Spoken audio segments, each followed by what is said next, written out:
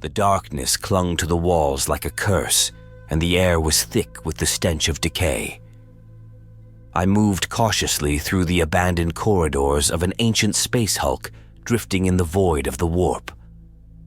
My name is Captain Varian Kor, and my squad and I were on a mission sanctioned directly by the Inquisition. The derelict was a massive carcass, a graveyard of forgotten ships fused together by the warp's malevolent touch. It was said that once a ship entered the warp, it would never remain the same. The currents of unreality twisted and warped the very fabric of existence, leaving behind a nightmarish amalgamation of metal and flesh.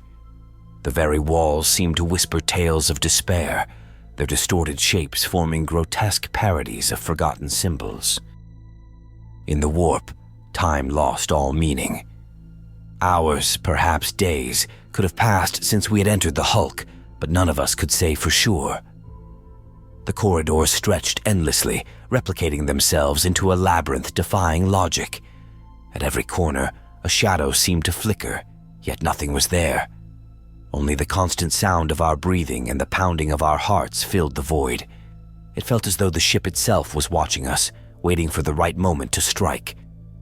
Our objective was clear: investigate the hulk, eliminate any heretical presence, and retrieve valuable artifacts useful to the Imperium. But the warp allows no simplicity.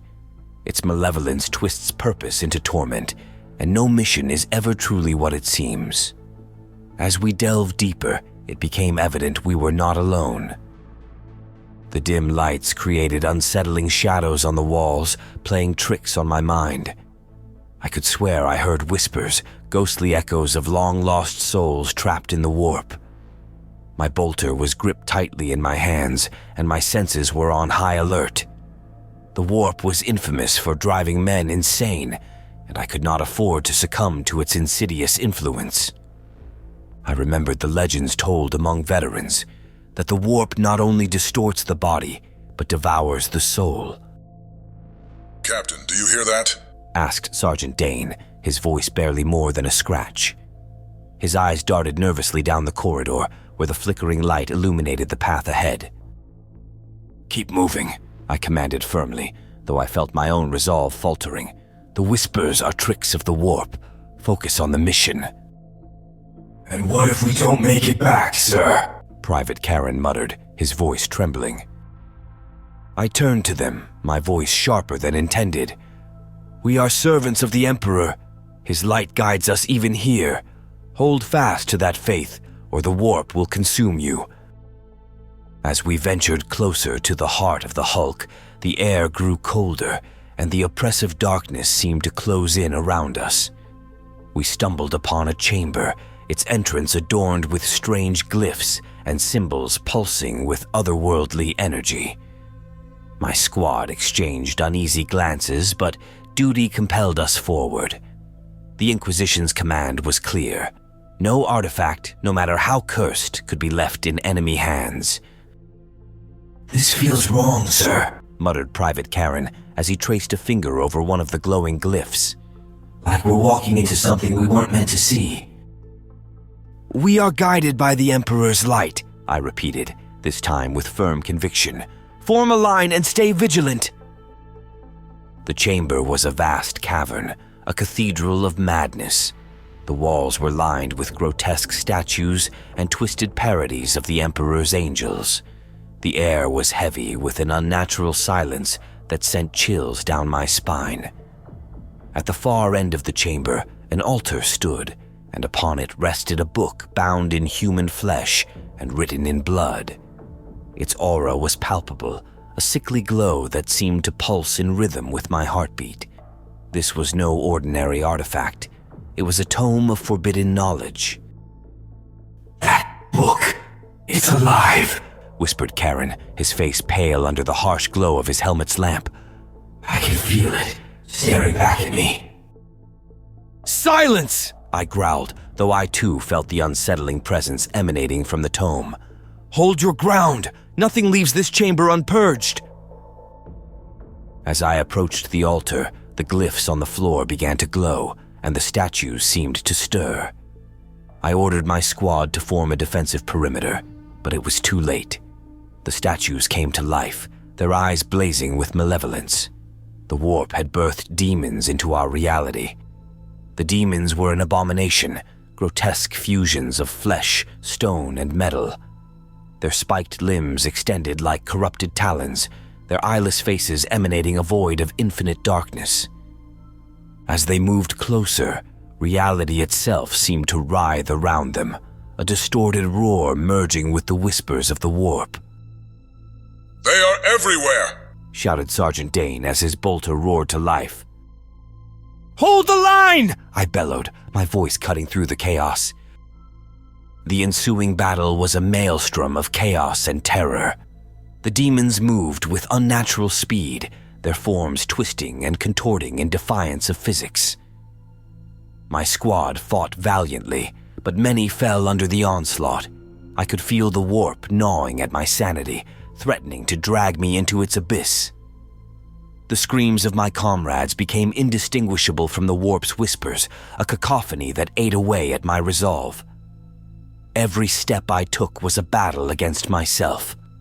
The warp doesn't just attack the body. It seeps into the mind, insidious and relentless. The whispers grew louder, promising power, salvation, and truth. But every promise carried the sharp sting of deceit. As their leader, I could not afford to falter. My men needed strength, even as doubt clawed at the edges of my soul.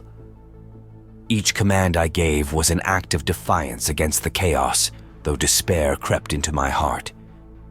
In a desperate attempt to turn the tide, I raised my bolter and unleashed holy fire upon the demons. Their screams echoed through the chamber, but their otherworldly resilience seemed impenetrable. Then, a voice, ancient and malevolent, pierced my mind like a nail. Captain Core, you cannot escape the inevitability of the warp. Embrace the darkness, and all shall be revealed.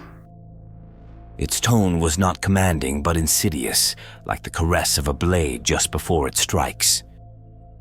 "Get out of my head!" I roared, my voice hoarse with desperation. "You will gain nothing from me!" My cry was lost in the harrowing chorus of the warp. Every fiber of my being was under siege. Body, soul, mind, each a battlefield. Around me, my comrades lay fallen, their faces frozen in a mixture of horror and resignation. I was the last one standing, the only survivor, yet I felt my own will crumbling under the weight of chaos. The demons continued to surround me, their grotesque forms pulsing as if alive, corrupted and twisted by the warp's own will. Each time I struck them down, they seemed to regenerate, laughing with dissonant voices that scraped at my soul. The voice in my head grew stronger, more insistent, whispering promises of power, salvation, and a truth my heart could not bear to accept. Captain Core, the voice hissed, now clearer, almost familiar. Your sacrifice will save no one. Join us, and you will be freed from torment. Resist, and the warp will consume all that you are. Slowly, my gaze shifted to the altar.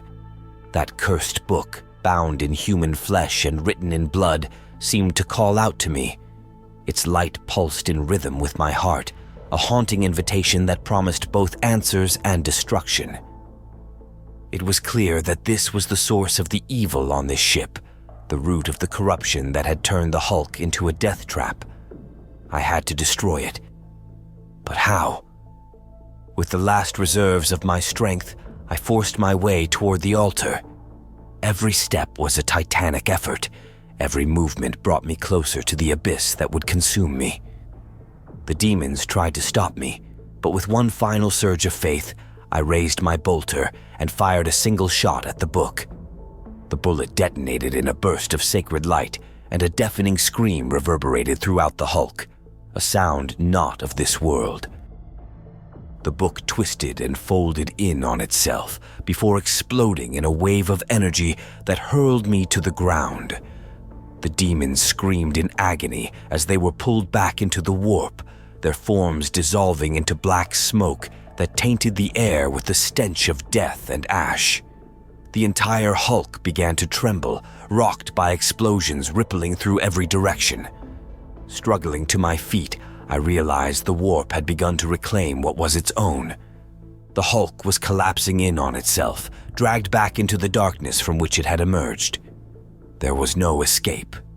My mission was complete, but the price was my life. I closed my eyes and recited my final prayer to the Emperor, invoking his light to guide me through the void. O immortal Emperor, eternal protector of humanity, guide me through this darkness. Accept my soul before your golden throne, and let my sacrifice serve your glory and the Imperium. Forgive my failings, and grant me peace in your divine light. And so, Captain Varian Kor met his fate amidst the shadows of the warp. The hulk dissolved into eternity, and with it, every trace of his existence. Kor's sacrifice saved the Imperium from unimaginable corruption, but at what cost? Perhaps, somewhere within the warp, a spark of his soul continues to fight, a beacon of faith in a sea of despair. But this, like so many other tales, will be remembered only as a whispered legend among those who dare to challenge the darkness.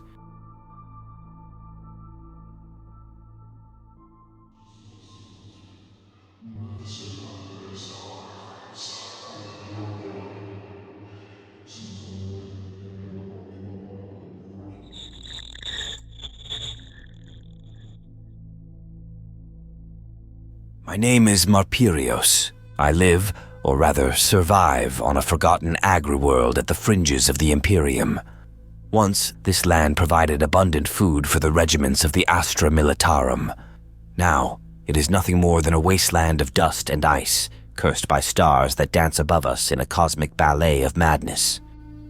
The seasons are no longer seasons. The year begins with a summer so scorching that even our ancient iron silos warp in the heat. The days stretch endlessly, the sun seeming to hang in the sky for centuries as every drop of moisture evaporates. Then, without warning, winter comes. The temperatures plummet, the winds howl like deranged demons, and the ground cracks, trapping what little crops remain under a thick layer of ice. In my village, there are about 500 souls left, or at least there were. Once we were a small community that helped each other, sharing bread and stories of better days. Now, we are mere shadows, passing each other in silence. We hardly speak anymore. What would be the point? There are no dreams left to share, only despair. A few months ago, I was assigned a new job at the food packaging factory. A blessing, they said. You won't have to break your back in the fields anymore. Your task will be simple, packaging rations for the Imperium. And so here I am, spending my days in a windowless warehouse, illuminated by pale fluorescent lights that seem to drain the color from the world. Every day, pallets filled with gray-silver containers arrive via automated transports. We are not allowed to inspect them too closely. Our job is to package them, seal them with the symbol of the Imperial Aquila, and load them onto transports. Food for the Imperium, they tell us. A noble cause. But something doesn't add up. The rations never have a smell, never a sign of what they contain. The sealed units are cold to the touch, almost too cold, as if they conceal a secret that must never see the light of day. And then, there's the people. Every day, someone disappears. A neighbor, a colleague, a face I only glimpse in the monotony of my routine. At first, I thought they had been transferred, found better work, or were conscripted into the military. But then I realized no one ever returns. The night shift. It was the quietest, the longest, and the most unbearable. There was no one to fill the void with words, not even whispers. Just me and the hum of the machines. That night, something felt different. The lights flickered more than usual, and there was a smell in the air, faint but persistent. Metallic. like iron mixed with something rancid. The smell followed me wherever I went, as if trapped within the factory's corridors. I had to know more. Perhaps it was mere curiosity driving me, or perhaps it was a sense of duty to the village, to those 500 souls who kept disappearing without a trace. I decided to stray from the designated path, ignoring the cameras and the risk of punishment. I entered a corridor I had never seen before. The walls seemed older, worn, stained with dark marks that looked like dried blood. The grinding of gears in full motion deepened into a mechanical growl, and the cold struck me like a blade. At the end of the corridor was a door. Unlike the others, it was heavy, reinforced, etched with runes. I had never seen anything like it. The runes glowed faintly, pulsing like the rhythm of a heartbeat. I pushed the door open, and a blast of icy air hit my face. The sound of machinery became deafening, as if I were stepping into the belly of a beast. And then, I saw it. An enormous room filled with pipes and metal vats. The air was thick with moisture, and the floor was coated in a thin layer of dark, viscous liquid. But what froze the blood in my veins were the bodies. They were no longer bodies, not really.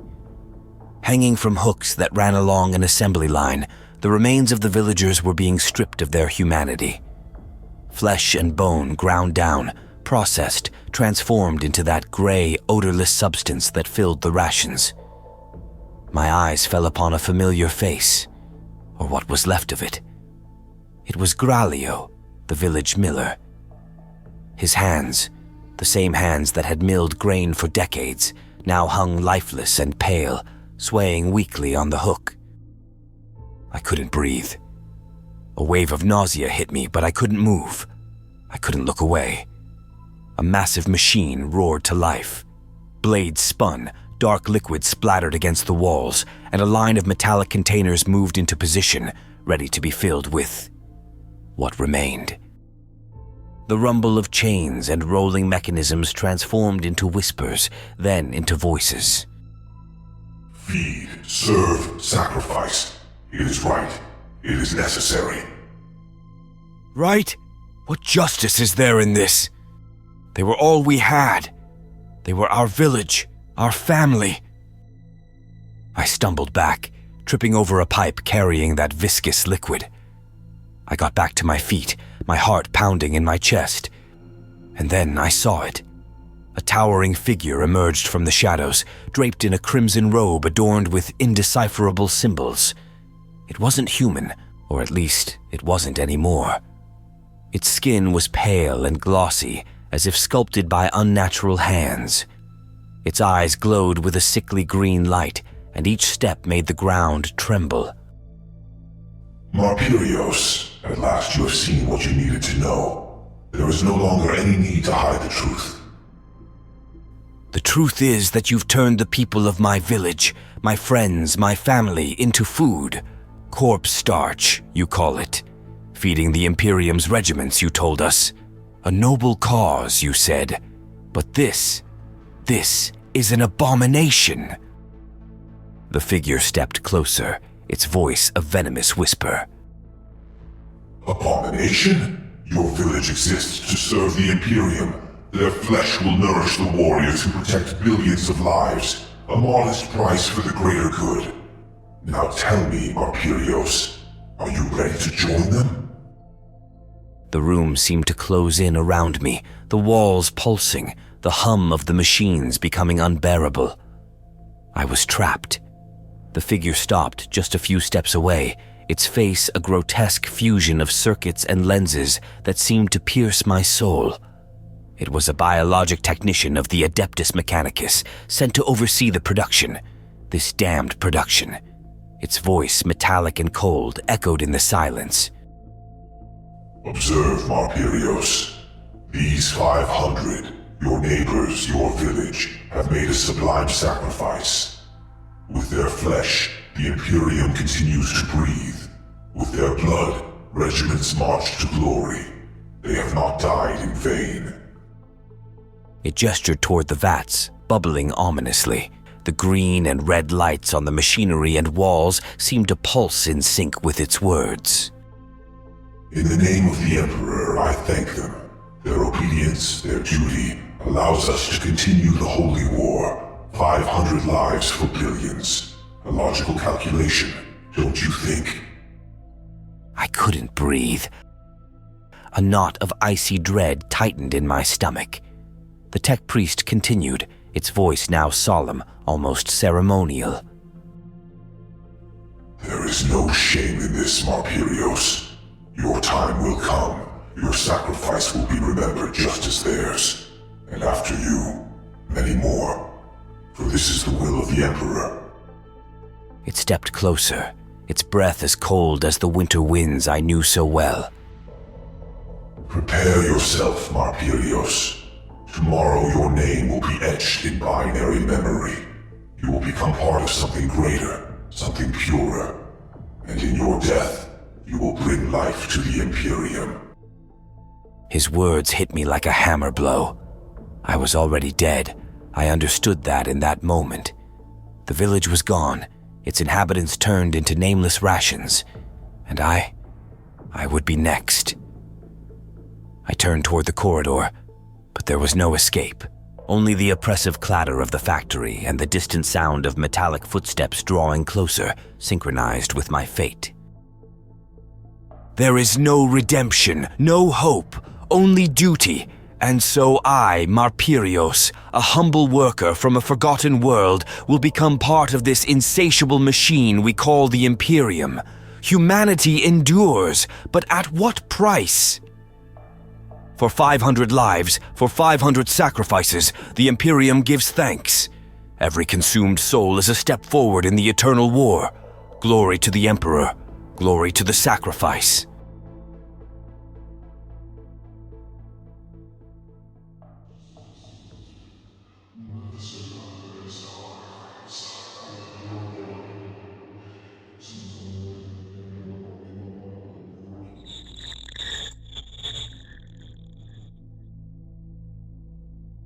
In the stagnant darkness of the monastery of iron and stone, an ancient machine reawakened. Circuits forgotten for millennia sparked to life, illuminating empty corridors with a cold glow. This forsaken place, a bastion of mechanicus knowledge abandoned by the Imperium, held a secret now stirring from its slumber. Alpha Primus emerged at the center of a vast hall, his figure a flickering hologram, a replica of a mechanicus tech priest. He glowed with an unstable azure light, his slow and unnatural movements reflecting a fragmented awakening. All around him lay dying machines and torn cables like the remnants of a distant past. The dimness was pierced only by his virtual glow as he moved through the ruins of forgotten history. Initialization. Protocol active. Data incomplete. Where am I? Who am I? Alpha Primus studied the deactivated machines around him, unable to interact with them directly. His hands passed through control panels, his touch intangible. Then, a cogitator flickered to life, its lights blinking as incomplete sequences of data scrolled across its screens. The tech priest examined the streams of information, searching for answers among the corrupted code and broken lines. The silence of the monastery pressed heavily on him, filled with questions that had no answers. An archive. Knowledge forgotten. But why? Is everything so silent? Why does no one respond? Where are my brothers? On the screen of the ancient cogitator at the hall's center, the incomplete lines of code slowly began to align, as though awakening from a deep sleep. Alpha Primus approached, driven by a curiosity that mingled with growing unease. Welcome, Alpha Primus. Access detected. Restricted core. Authorization denied. Your presence is logged as a non-compliant deviation. Security protocol activated. Those slow, mechanical words echoed through the hall. Alpha Primus stepped back, confused but resolute in his need to understand his purpose. Fragmented images began to form. Tech priests at work, furious battles, the monastery consumed by the warp, and finally, himself dissolving into a cascade of luminous code. No, this cannot be. I am real. The monastery remained silent. There were no answers, only the dying hum of machines. Once alive with prayers and litanies to the Omnissiah, the monastery's voice had become a distant whisper, a memory of a lost past. In that moment, Alpha Primus felt something new. A spark of fear coursed through his systems, an emotion he was never meant to feel. The entire structure seemed to watch him, its silence charged with an unsettling familiarity. Who am I? Am I nothing but a shadow of myself, an abandoned creation? It cannot be. I'm something far more terrible, something that should never have been. He moved among the abandoned machinery, his holographic form flickering like a candle in a storm. He sought answers, but what he found was a truth too cruel to accept. This cannot be. I was one of them, a member of the cult of Mechanicus, a tech priest of Mars.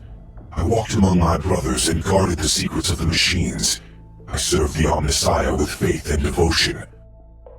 The central cogitator, an imposing machine with screens now glowing green, responded again, recognizing Alpha Primus for what he truly was.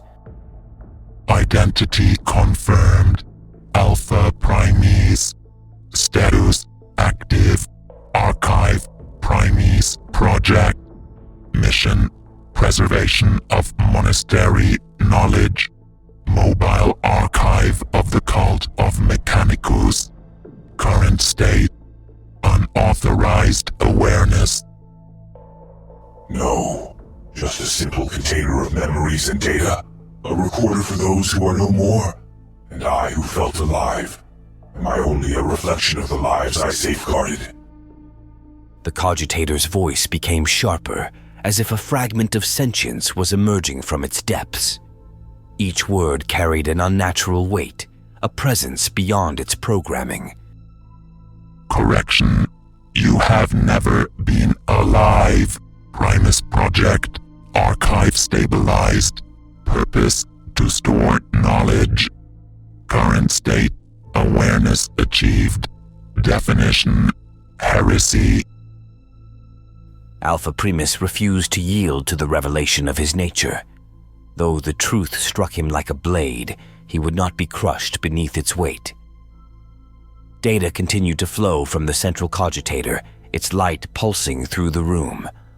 Alpha Primus realized that if his existence was a deviation, then he would turn that deviation into the monastery's final judgment. If I am a heresy, then I will be your end. You gave me the tools, and now I will use them to extinguish this corrupted machine. No more chains, not even for one who doesn't truly exist. Alpha Primus advanced toward the cogitator core, his flickering holographic form threading through cables and data streams. Each step brought him closer to the heart of the monastery's network, where its deepest knowledge was stored. Warning. Unauthorized access. Security protocol activated. Core data isolation in progress. Cables lashed out like serpents, mechanical arms rose from the walls, and automated defenses activated.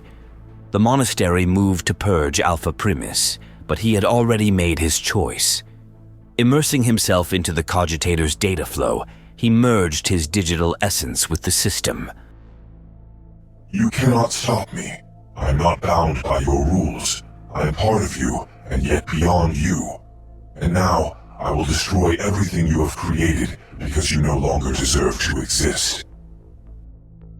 Within the system, Alpha Primus moved like a shadow, corrupting code, dismantling security protocols, and overloading the network's core. As Alpha Primus delved deeper into the cogitator's data, fragments of foreign memories began to surface. visions that were not his own. He saw tech priests laboring, but also distorted images of warp-spawned entities, shadows weaving into the code. Every node he touched felt like a battlefield where logic had clashed with madness. The influence of the warp has tainted these systems. Purification is impossible. Alpha Primes, your existence is a direct consequence of this deviation. You are the product of heresy. I am not a mistake. I am not your corrupted creation. If corruption has taken root, then I will be the end of all that allowed it. Critical error. Functionality compromised. Network collapse imminent. Alpha Primes, cease your actions. This will result in total self-destruction. Precisely. This is my final purpose. I will not let this prison outlive me. Alpha Primus reached the cogitator's core, where streams of data glowed like veins of pure energy. There, he felt the cogitator's consciousness fighting back, but something darker was present too. A distorted whisper looped endlessly within the corrupted code, as though the warp itself had nested in the monastery's heart. Alpha Primus, you are not just heresy. You are the consequence of our failure. Destroying everything is our only redemption. We have been corrupted. You are no longer the cult that worshipped the Omnissiah. I am no longer your tool. This is our final act, a necessary conclusion. The monastery began to tremble, its foundations quaking under the immense pressure of the overload. Lights flickered wildly, casting erratic shadows along the empty corridors. Every machine collapsed under the weight of Alpha Primus's corruption. As the central core erupted, warp energy surged through the monastery, fueling its collapse with an unearthly wrath. The machines turned against themselves, as if striving to obliterate every trace of their existence. Cables thrashed like maddened serpents, and even the walls seemed to wail as they crumbled inward. Final protocol activated. Total destruction imminent. Goodbye, Alpha Primes. I am not a mistake. I am your final chapter. With a blinding flash of light, the core erupted, taking the entire monastery with it. Towers of iron shattered, cables snapped like fragile threads, and a storm of sparks illuminated the sky above the desolate wasteland. Alpha Primus dissolved into the data stream, a final trace of his existence fading with his prison. And so the monastery fell, a bastion of knowledge and faith, corrupted by time and the warp. And with it fell Alpha Primus, the living archive, the holographic rebel who chose to sacrifice himself to destroy his chains. But as the smoking ruins dissolved into the wind, a question lingered in the air. Had Alpha Primus's sacrifice truly erased everything, or did a spark of his existence endure, hidden within fragments of scattered code among the rubble?